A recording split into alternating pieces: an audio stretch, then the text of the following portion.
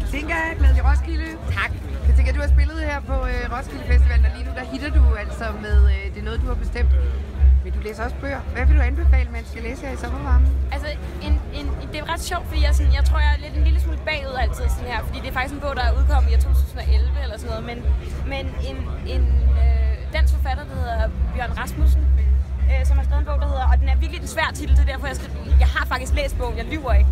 Den hedder Huden af det elastiske hylster, der omgives hele lemmet. Og jeg lånte det bare en af mine venner, og jeg tror simpelthen, det er lang tid siden, jeg læser rigtig meget, og det er lang tid siden, jeg læste en bog, som jeg var nødt til, ligesom, hver gang jeg læste en side, så var jeg nødt til at være sådan her. Og så gå tilbage igen, og så læse den igen, fordi det var sådan, alle ord havde sådan en betydning, der var sådan, det var helt fantastisk. Så ja, den vil jeg helt klart anbefale. Hvad handler den om?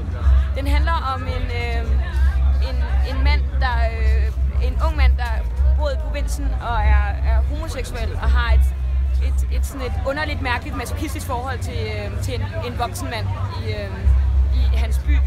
Og ligesom det der med at finde ud af, at ens krop ikke er ulækker, selvom at man føler noget andet, og at det der med at straffe sig selv kropsligt, fordi at man føler sig forkert og sådan noget. Det er også bare sådan skrevet helt vildt poetisk. Det er ikke sådan en normal roman. Det er nærmest sådan et langdigt eller sådan noget. Og det er sådan, hvert et ord smager godt.